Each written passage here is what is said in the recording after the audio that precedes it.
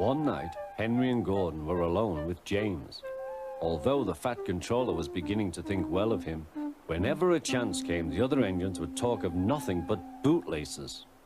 "Remember the time one had to be used to get you out of trouble, James," they would tease.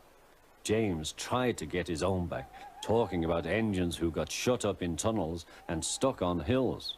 But they wouldn't listen. "You talk too much, little James," said Gordon. "A fine, strong engine like me has something to talk about. I'm the only engine who can pull the express. When I'm not there, they need two engines. Think of that. I've pulled expresses for years and have never once lost my way. I seem to know the right line by instinct."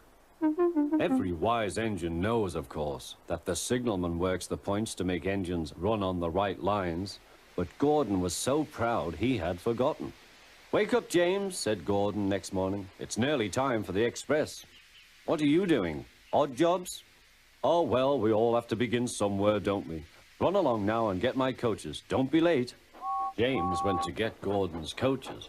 They were all shining with lovely new paint. He was careful not to bump them, and they followed him smoothly into the station, singing happily, "We're going away, we're going away." "I wish I was going with you," said James. "I should love to pull the express and go flying along the line." Gordon, with much noise and blowing of steam, got ready to back onto the train.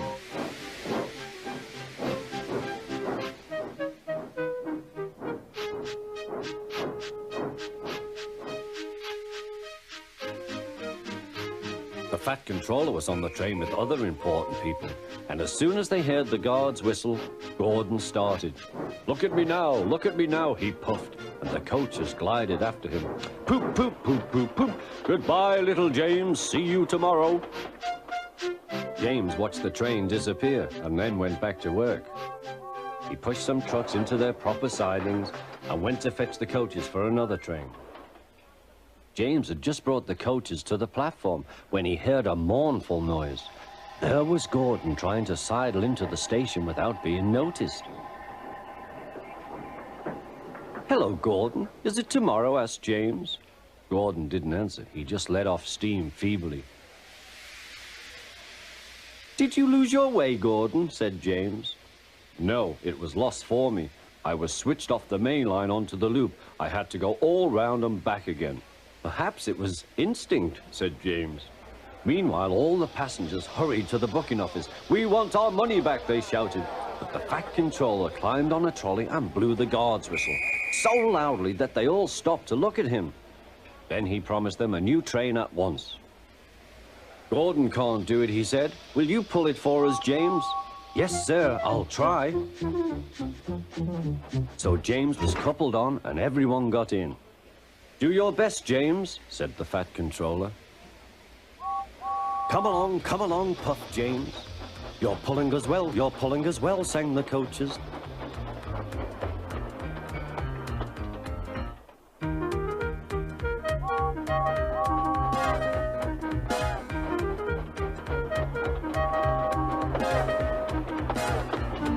Bridges and stations flashed by, the passengers cheered, and they soon reached the station.